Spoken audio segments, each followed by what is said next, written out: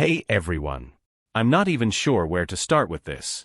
My hands are shaking just typing this out, but I feel like I need to get it off my chest. Maybe writing it down will help me make sense of it all. This might get long, so bear with me. I'm Andrew, 39. For most of my life, I've been the quiet, inventive guy in the family. I poured everything I had into our family's small tool business and turned it into something to be proud of. I was the one with the ideas, spending late nights in the garage tinkering and filing patents while everyone else was asleep. My older brother, James? He was the family golden boy. Charming, loud, and always ready to soak up the spotlight. I guess that's part of why I was blind to what was happening right in front of me. When I married Catherine, I thought I'd finally found some stability. She was smart, beautiful, and had this spark that made me believe life could be more than just work. But I guess James couldn't stand me having something he didn't. He made it his mission to destroy what I had, my marriage and the business I built. It all came crashing down about a year ago. I walked in on Catherine and James in our bed. The image is burned into my brain. My wife and my own brother. I don't even know what I said. I think I just stood there frozen as everything shattered. Catherine had the audacity to act like it wasn't what it looked like. James, smirking like it was some joke, asked if I really thought he wouldn't win in the end. Win? What was there to win? I left that night. Packed a bag, drove to a motel, and sat there in silence.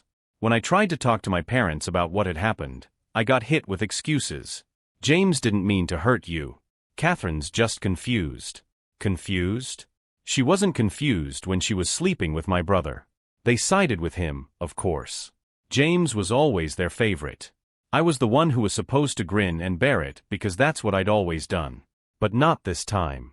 I walked away from all of it, Catherine, James, the family business. Everything I'd worked for, gone in a single night. I had some royalties from my patents, enough to rent a small garage and start over. I had nothing but my tools, my ideas, and a whole lot of anger. I've been on my own since then, slowly piecing things together. It's been lonely and exhausting, but there's a strange kind of peace in knowing I don't owe anyone anything anymore. I started working on a new invention that might actually go somewhere, but honestly, I still feel like I'm just going through the motions most days. Then, 2 weeks ago, Catherine showed up at my garage. I hadn't seen or heard from her since the divorce. She looked different, tired, maybe regretful? But she didn't come to apologize. Oh no. She wanted to talk about rebuilding bridges, and even suggested I meet with James. He feels terrible, Andrew, she said.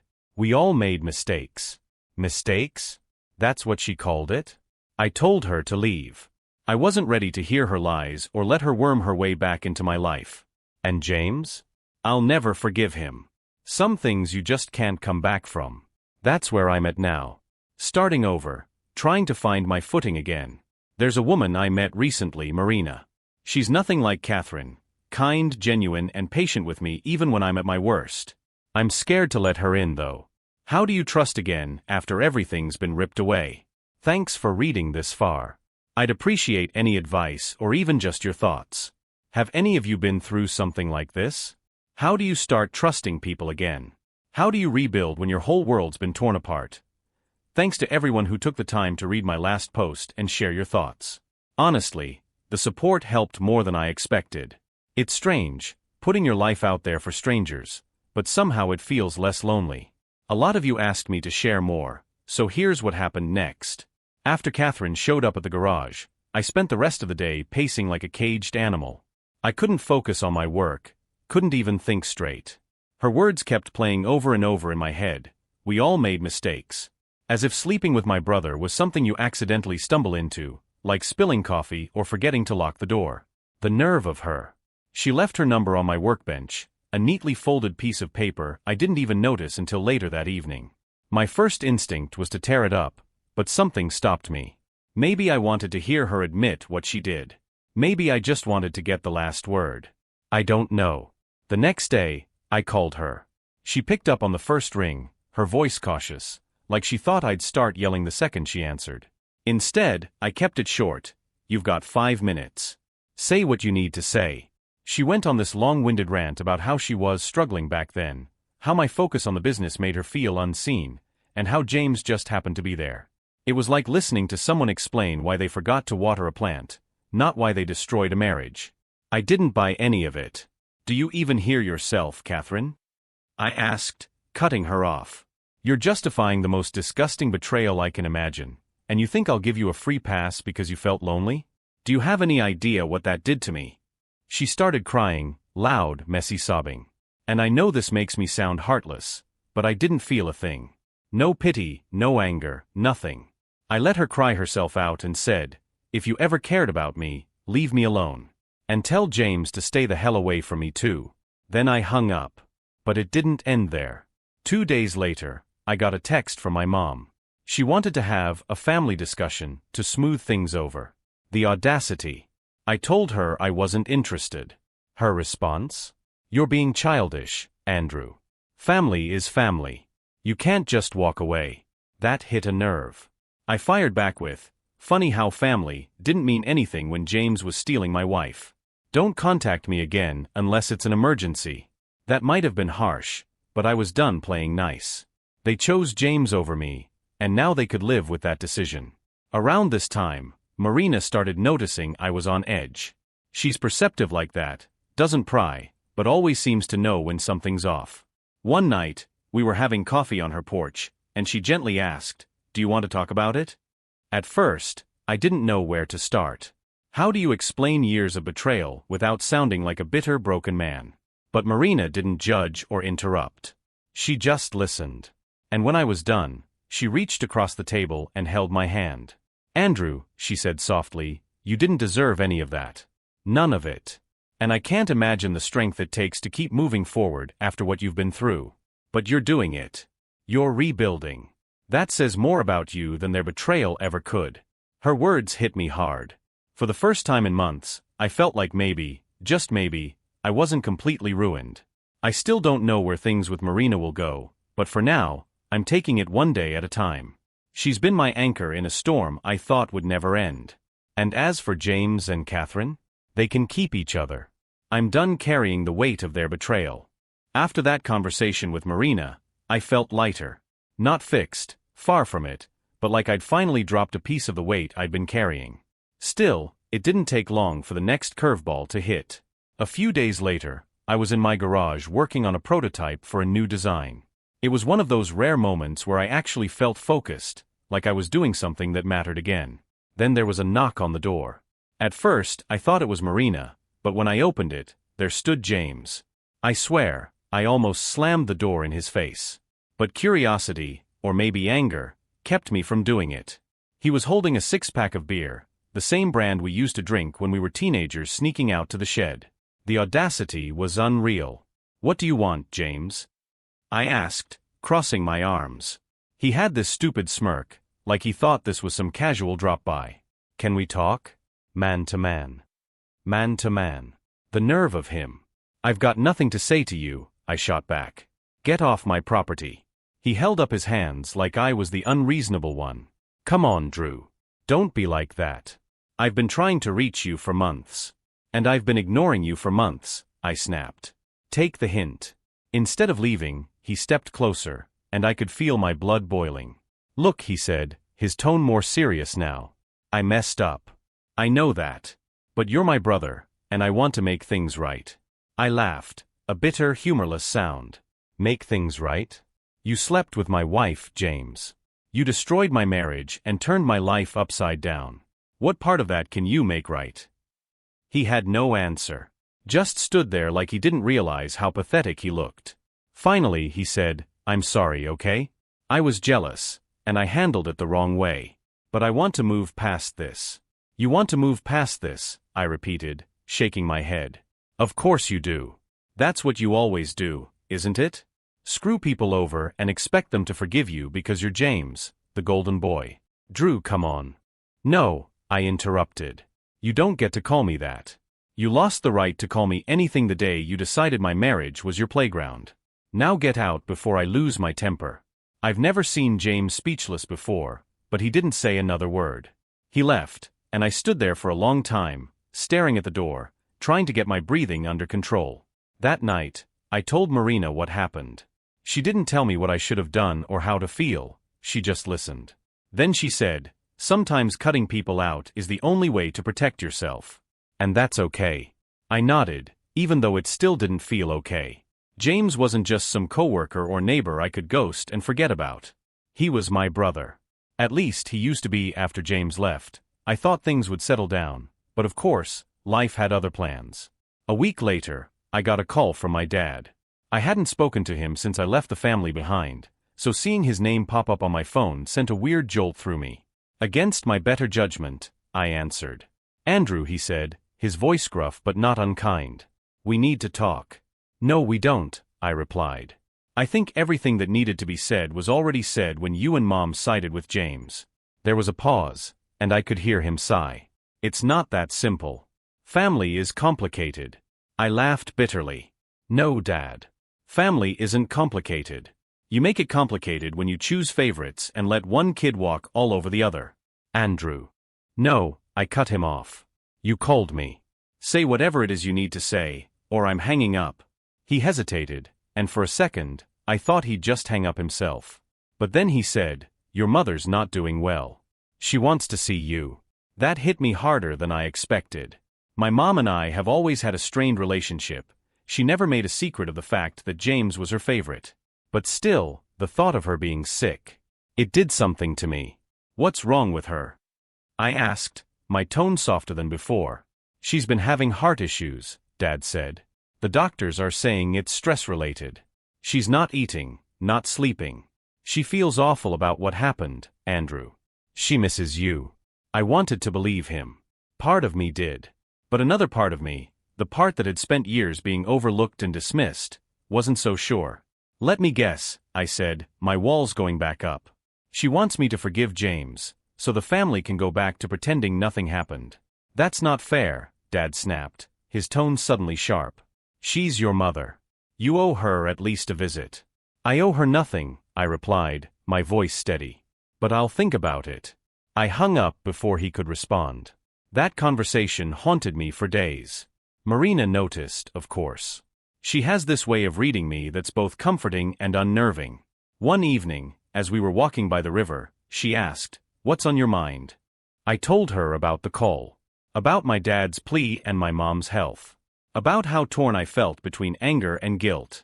"Andrew," she said, stopping to look at me, "you don't owe them forgiveness. But if seeing your mom gives you closure, if it helps you, then maybe it's worth considering." Her words stayed with me. I didn't owe them anything, but maybe I owed it to myself to stop running. The following weekend, I drove back to the house I swore I'd never return to. Driving back to my parents' house felt like stepping into a time machine I wanted no part of. Every mile brought back memories I'd worked hard to bury. The shouting matches, the constant comparisons to James, the way they always brushed off his behavior as just being James. By the time I pulled into their driveway, my stomach was in knots. The house looked exactly the same, like a snapshot of my childhood, frozen in time. For a second, I thought about turning around and leaving. But then I saw my dad standing on the porch, looking older than I remembered, and something in me said I had to see this through. He didn't say much as I walked up, just gave me a curt nod and opened the door. The familiar smell of my mom's lavender air freshener hit me like a punch to the gut. She was sitting in the living room, wrapped in a blanket, looking frail but trying to smile. "Andrew," she said, her voice shaky. "You came." I nodded, unsure what to say. I didn't feel relief or warmth, just a strange, hollow kind of sadness. I sat down across from her, keeping my distance. My dad hovered nearby, clearly uncomfortable.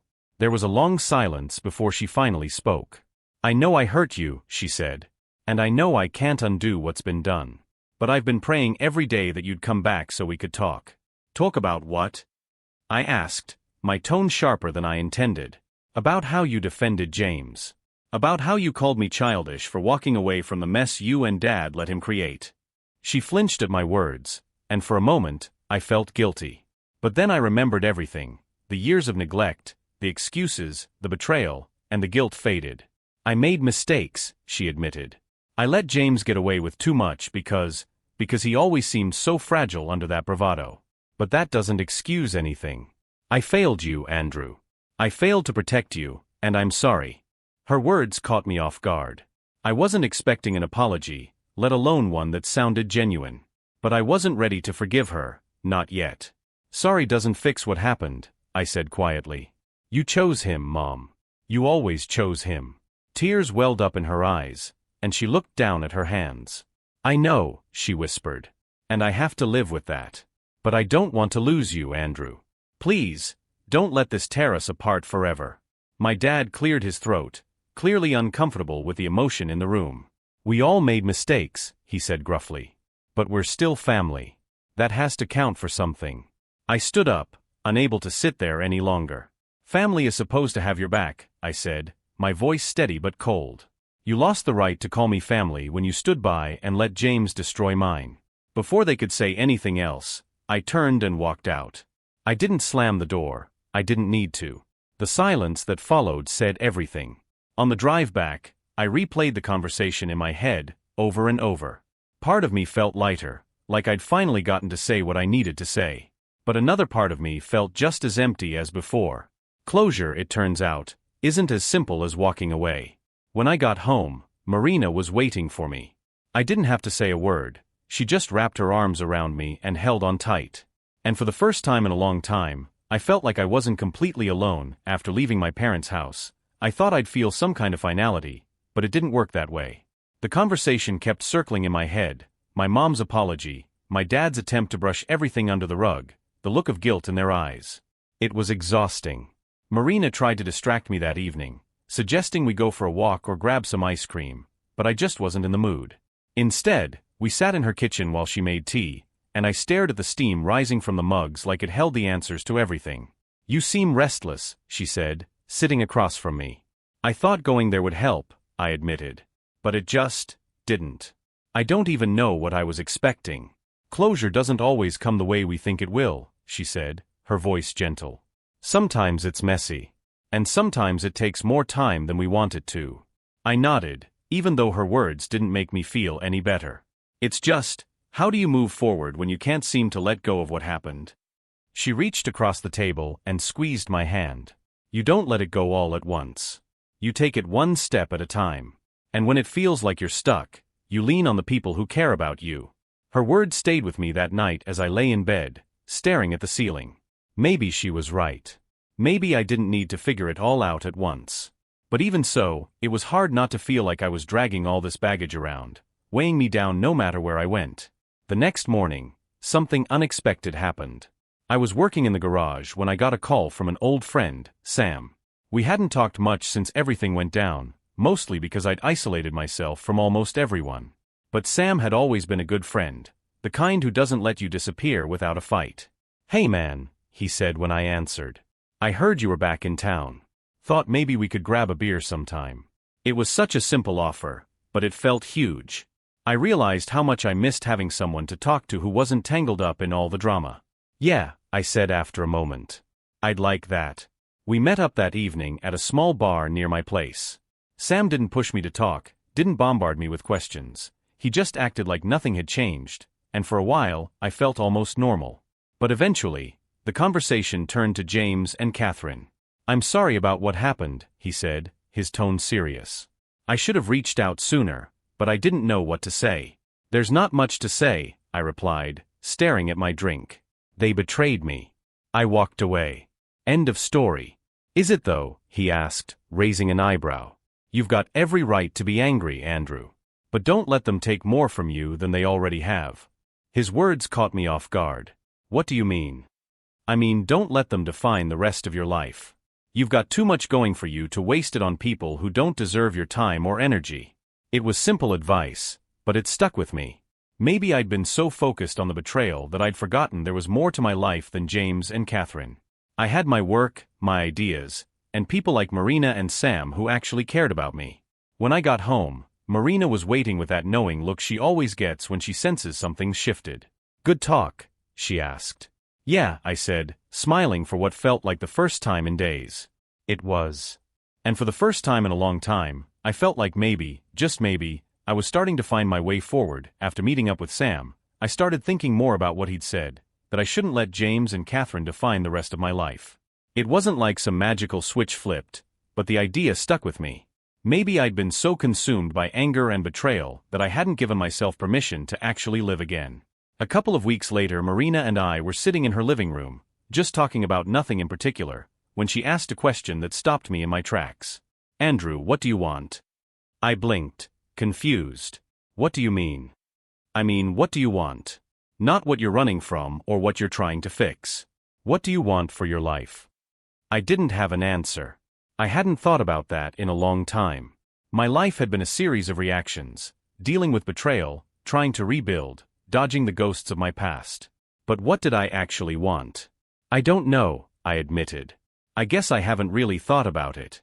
She nodded, like she'd expected that answer. "Maybe it's time you do." That question stuck with me, nagging at the back of my mind. For so long, I'd been focused on survival, getting through each day without falling apart. But maybe it was time to start thinking about more than that.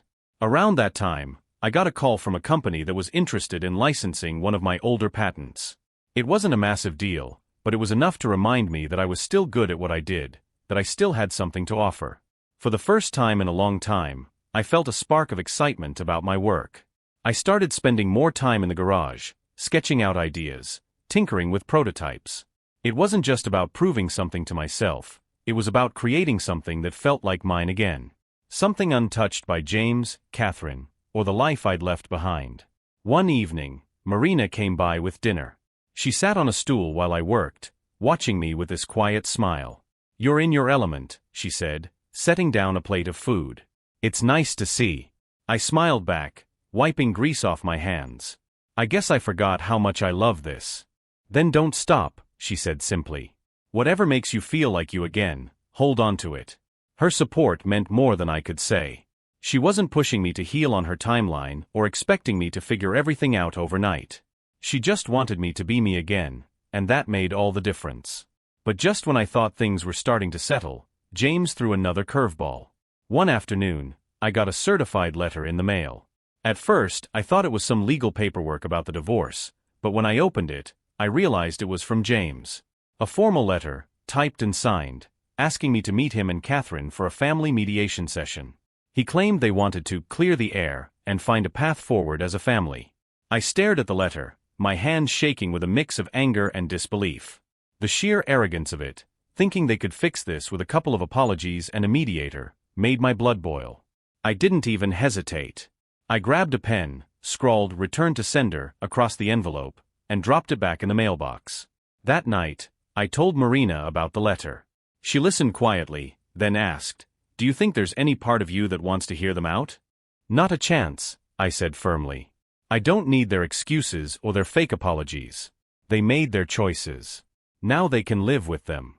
She didn't push me, but I could see the concern in her eyes. "Just promise me one thing," she said. "Don't let their choices close you off to the people who actually care about you." "I won't," I said, meaning it. Because for the first time in a long time, I was starting to see that my life wasn't about them anymore. It was about me, and the people who chose to stand by me, no matter what. A few weeks after returning James's family mediation letter, life felt calmer. I spent most of my days working on new designs, slowly rebuilding my confidence.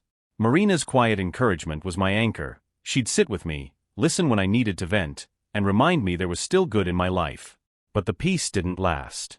One morning, I got a text from an unknown number. "Andrew, it's Catherine. Please, we need to talk. It's important." I stared at the message for a long time, my chest tightening. My first instinct was to delete it, but curiosity got the better of me. I replied, "What do you want?" She texted back almost immediately, "It's about James. Please meet me at the cafe on Main Street. It won't take long." Against my better judgment, I went. When I arrived, she was already there, looking worn but composed. I didn't sit down. "Say what you need to say," I told her. She hesitated before blurting out, "James wants to sell the business, and he's dragging your patents into it." My stomach dropped. The patents were mine, tied to royalties I depended on. "He can't do that," I said, my voice hard. "He's trying," she said quietly. "I thought you should know." For a moment, I didn't know whether to thank her or accuse her of having some hidden agenda. In the end, I just nodded and left without another word. That night, I stayed up researching legal protections. Marina found me poring over paperwork and brought me a cup of tea. "What's wrong?" she asked softly. I told her everything. She listened, then said, "You'll handle this, Andrew. You always do. Just don't let them drag you back into their chaos." Her words reminded me that while I couldn't control James or Catherine, I could protect what I'd built. And that's exactly what I planned to do. After Catherine's warning, I knew I couldn't let James mess with my patents. They were my safety net, the one thing that had kept me afloat after losing everything. I spent the next few days calling my lawyer, digging through old contracts, and making sure James couldn't touch what wasn't his. Turns out, he was trying to pull a fast one. He'd proposed selling the business to a bigger company and made it seem like the patents were tied to the deal. Thankfully, my lawyer confirmed they weren't. I had the paperwork to prove the patents were mine alone. If James thought he could steamroll me, he was in for a rude awakening. Still, I couldn't shake the feeling of dread. James didn't give up easily, and I knew this wouldn't be the last I heard of him. That Friday, Marina suggested we take a break from everything. She packed a picnic, and we drove out to a quiet lake outside town.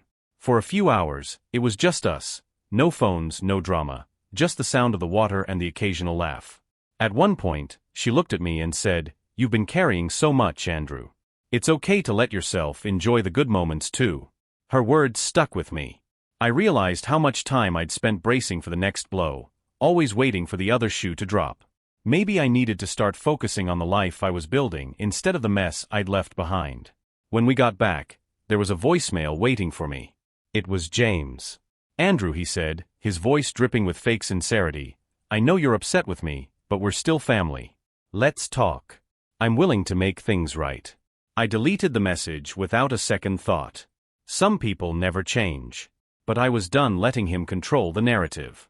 My story was mine now. Deleting James's voicemail felt good, but the relief didn't last. A few days later, I got a letter, this time from his lawyer. It was a formal notice demanding a meeting about the patents and their relationship to the family business. I felt the familiar anger bubbling up, but this time, I didn't let it consume me.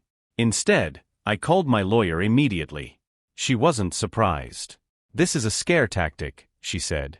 "They're hoping you'll cave and hand over rights you don't need to give. Don't worry. You're protected." Even with her reassurance, the stress of it all weighed on me. I felt like I was constantly being pulled back into a fight I never wanted in the first place.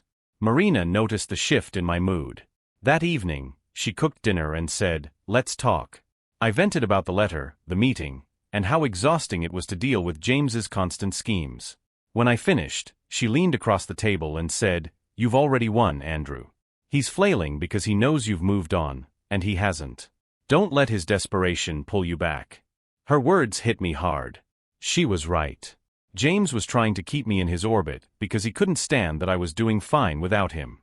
The next day, I walked into the meeting with my lawyer by my side. James was there, smug as ever, but I stayed calm. My lawyer laid out the facts. The patents were mine, end of discussion. James's lawyer looked uncomfortable, and James, well, his smile disappeared pretty quickly. As we left, James tried to catch my arm. "This isn't over," he said, his voice low. I turned to him and said, "It is for me." Then I walked away. That night, Marina and I sat on the porch, watching the sun set. "How'd it go?" she asked. "It's over," I said. And for the first time, I believed it. After the meeting, I expected James to escalate, but to my surprise, things went quiet. No letters, no voicemails, nothing. At first, I didn't trust it. James wasn't the type to give up easily. But as weeks passed with no new drama, I started to relax. I threw myself into my work, refining the prototype I'd been working on for months. It felt good to be productive, to focus on something that was entirely mine. Marina continued to be my biggest supporter, bringing me coffee when I was buried in blueprints and dragging me out for walks when I spent too many hours in the garage. One night, as we were sitting on her couch, she turned to me and said, "You're smiling more these days. It's nice to see." I hadn't realized it, but she was right. The constant weight I'd been carrying felt lighter, like I was finally reclaiming parts of myself that had been buried under all the hurt. But of course, the peace didn't last. One afternoon, I got a call from a mutual friend of mine and James's. "Andrew," he started, hesitating. "I don't know if you've heard, but James is in trouble." "Trouble?" I asked, wary. "He's being investigated for some shady business deals. There's talk of fraud." It's all over the news. I didn't know how to feel. Part of me wanted to revel in the irony. James, who'd always acted untouchable, finally facing consequences. But another part of me just felt tired. His mess wasn't my problem anymore, and I didn't want it to be. When I told Marina about the call, she nodded thoughtfully. "You're right to stay out of it," she said. "You've done enough. Let him handle his own mistakes." Still, I couldn't help but feel a pang of something. Regret? Sadness? I wasn't sure. Despite everything, James was still my brother. That evening, I sat in the garage, staring at my prototype but unable to focus. Marina found me there and sat down beside me. "You're allowed to feel conflicted," she said gently. "You're human. But don't forget how far you've come." Her words stayed with me. I realized she was right. I couldn't change the past, and I couldn't save James from himself. All I could do was keep moving forward. Hearing about James's troubles stirred something I hadn't expected: pity. For all his arrogance and scheming, he'd always been chasing something he could never seem to hold on to. And now, it looked like his ambition had finally caught up with him. Still, I stayed firm in my decision to stay out of it. His life was no longer my concern. But then my dad called. Again. "Andrew, I need to talk to you," he said, his tone more serious than I'd ever heard it. "It's about James. He's in deep trouble. The family needs to come together." "No, Dad," I said bluntly. "The family needed to come together when he tore my life apart. You made your choice then. This is different," he argued. "He could go to jail. Do you really want that for your brother?" "Honestly," I said, my voice calm but firm, "I don't care what happens to him. He made his bed. Now he can lie in it." I hung up before he could respond. For the first time, I didn't feel guilty about shutting him down. James had spent years digging his hole. It wasn't my job to pull him out of it. Later that night, as I sat with Marina, I told her about the call. She nodded thoughtfully, then asked, "How do you feel about it?" "Honestly? Relieved," I admitted. "It feels good to finally stand my ground." She smiled. "That's growth, Andrew."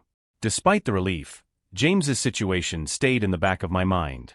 I wasn't losing sleep over it, but it reminded me of how far I'd come, and how far he hadn't.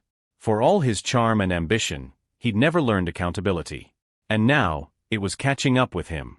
A few days later, I got a text from Catherine. I hadn't heard from her since the meeting about the patents, so seeing her name pop up was jarring. Her message was short: "I'm sorry for everything. I hope you're doing well." I stared at the message for a long time, unsure what to make of it. Was it genuine? Another attempt to pull me back into their mess? In the end, I decided it didn't matter.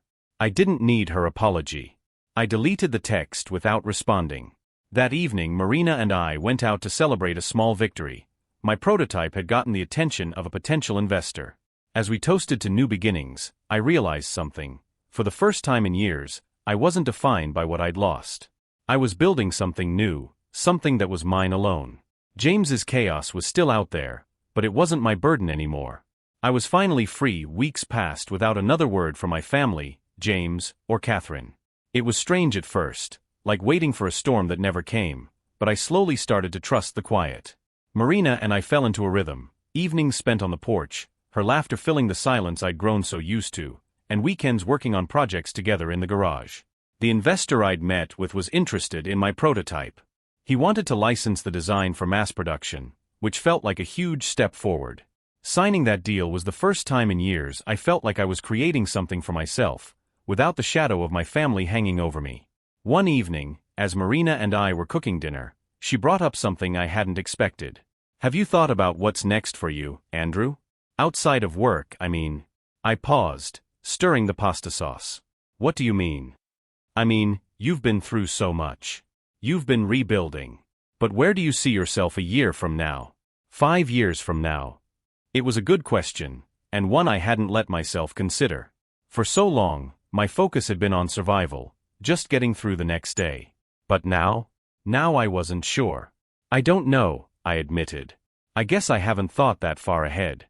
She smiled softly. "Maybe it's time you do." That night, as I lay in bed, her question kept replaying in my mind. What did I want? A part of me wanted to stay in this little bubble of peace Marina and I had created. But another part of me, the part that had always dreamed big, was starting to wake up again. The next morning, I got a text from Sam. "Hey man. There's a charity event downtown this weekend. Thought it might be good to get out and meet some new people. You in?" Normally, I'd have said no. Crowds weren't my thing, especially after everything that had happened. But Marina's words about looking forward stuck with me, and for once, I decided to take a chance. The event was simple, a fundraiser for local schools, but it was lively. Sam introduced me to a few people, and for the first time in years, I felt like I wasn't carrying my past like a weight around my neck. I even found myself laughing, something I hadn't done in public in a long time. When I got home, Marina was waiting for me. "How was it?" she asked, her eyes bright with curiosity. "It was good," I said, surprised by my own answer. "Really good." She smiled. "See? Moving forward isn't so bad." And for the first time, I started to believe she was right. The weeks that followed were some of the most peaceful I'd had in years. Signing the licensing deal for my prototype gave me a sense of pride I hadn't felt in a long time. It wasn't just the money, though that helped, it was the fact that I'd built something from scratch and watched it come to life. For the first time, I felt like I was creating a future that wasn't tied to the ruins of my past. Marina was a big part of that. She'd become my safe place, the one person who made me feel like I could let my guard down without fear of judgment. She never pushed me, never demanded more than I was ready to give, and yet she always seemed to know how to guide me when I felt lost. One night, as we sat on her porch watching the stars, she asked me something that caught me off guard. "Have you thought about letting go? I mean really letting go of James, Catherine, all of it?" I didn't answer right away. I stared at the sky, the weight of her question pressing down on me. "I don't know how to," I finally said. "Every time I think I'm over it, something reminds me, and it all comes flooding back." She reached over and took my hand. "Maybe it's not about forgetting," she said. "Maybe it's about deciding they don't get to control how you feel anymore." Her words stayed with me long after she'd gone inside. I realized she was right. I'd been holding on to the pain, not because I wanted to, but because I didn't know who I was without it. For years, my anger had been my fuel, but maybe it was time to let it go. A week later, I got another call from Sam. "Hey Andrew," he said. "There's a networking event for local inventors. Thought it might be good for you to meet some people in the industry. You interested?" I hesitated. The idea of putting myself out there, of talking about my work to strangers, felt daunting. But I remembered Marina's words about moving forward and decided to take a chance. "Yeah," I said. "I'll be there." The event was held in a small, trendy co-working space downtown. Sam met me at the door and introduced me to a few people, but I quickly realized I was out of my depth. These weren't just inventors, they were business owners, investors, and engineers with connections I could only dream of. But then something surprising happened. As I talked about my prototype and the licensing deal, people seemed genuinely interested. They asked questions, offered advice, even suggested collaborations. For the first time, I felt like I belonged in a space I'd always seen as out of reach. Toward the end of the evening, a woman approached me. She introduced herself as Laura, the head of a small startup specializing in sustainable tools. "I heard about your design," she said. "It's impressive. Have you ever thought about starting your own company?" The question caught me off guard. "I haven't," I admitted. "I've always worked solo." "Well, if you're ever interested in taking that next step, let me know," she said, handing me her card. "I think your work has a lot of potential." As I drove home, her words echoed in my mind. The idea of starting my own company felt overwhelming, but it also sparked something I hadn't felt in years: ambition. Maybe it was time to dream big again. When I told Marina about the event, she smiled. "I'm proud of you," she said. "You're letting yourself be seen again." Her words warmed me, but they also scared me. Letting myself be seen meant taking risks, opening myself up to the possibility of failure, or worse, betrayal. But as I looked at her, sitting across from me with that steady, unwavering gaze, I realized I wasn't the same person I was before. I'd survived the worst, and I was still standing. Over the next few weeks, I started to seriously consider Laura's suggestion. I spent hours researching what it would take to start a company, from securing funding to building a team. It was daunting, but it also felt like a challenge I was finally ready to face. Then, just as things seemed to be falling into place, James reappeared in the most unexpected way. One morning, I got a call from a reporter.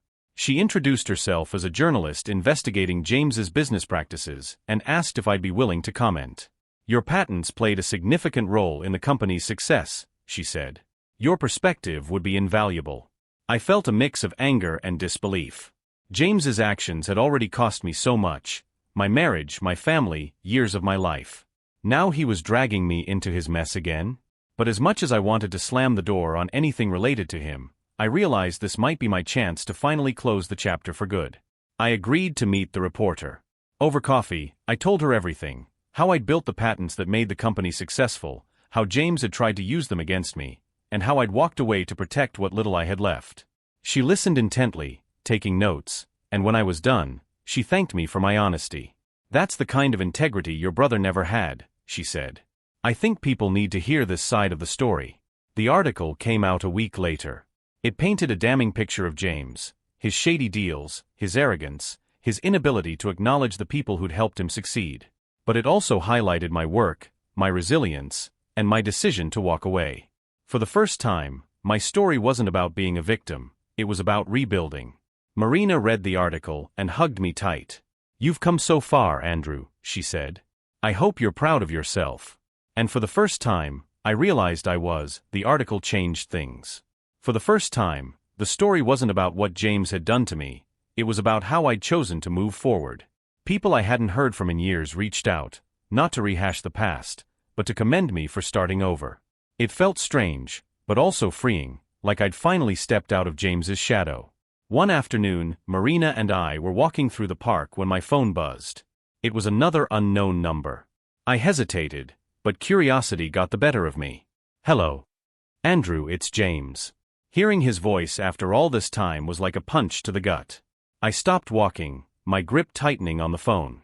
Marina noticed and gently placed her hand on my arm, grounding me. "What do you want, James?" I asked, my voice steady but cold. "I saw the article," he said. I just wanted to say I'm sorry. For everything." I couldn't help but laugh, a bitter, hollow sound. "You're sorry? That's what you're leading with." "I know I've screwed up," he said quickly. "But the truth is, I've lost everything. The business is gone, my reputation's ruined, and now people know what I did. I don't have anyone left, Andrew." "You don't have me either," I said firmly. "You made your choices, James. You destroyed our relationship, and no apology can fix that." There was a long pause on the other end of the line. "I get it," he finally said, his voice quieter. I wish I'd been a better brother." I didn't respond. What could I say? That I wished the same thing? That I'd spent years hoping he'd change, only to watch him hurt me over and over again? "Goodbye, James," I said, ending the call. As I put my phone away, Marina looked at me, concern etched on her face. "Are you okay?" I nodded slowly. "Yeah," I said. "For the first time, I think I am."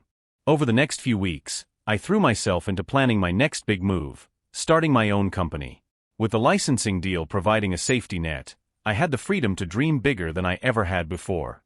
Marina was by my side every step of the way, her belief in me steady and unwavering. One evening, as we sat on her porch watching the sunset, I turned to her and said, "I don't think I'd be here without you." She smiled, her hand resting on mine. "You would have gotten here, Andrew. Maybe not as quickly, but you would have. You're stronger than you give yourself credit for." Looking back on everything, the betrayal, the heartbreak, the loneliness, I realized she was right. I'd been through hell, but I'd come out the other side, not as the same person, but as someone who'd learned how to fight for his own happiness. The company launched a year later. It wasn't flashy or huge, but it was mine. And for the first time in a long time, I felt like I was building something that would last. As for James and Catherine, I haven't heard from them since that last call. They're just ghosts in my story now, reminders of a life I've left behind. I don't hate them anymore. I don't feel much of anything for them. And maybe that's the real victory. One night, after a quiet dinner, Marina and I sat on the couch, her head resting on my shoulder. I looked at her and said, "You know, I've been thinking about the future." "Oh," she said, smiling. "And what does it look like?" "It looks like this," I said, gesturing to the life we'd built together. "But bigger, better, and with you in it." Her smile widened, and she leaned in to kiss me. That sounds perfect. It wasn't the life I thought I'd have, but it was the one I chose. And for the first time, I felt like I was exactly where I was meant to be.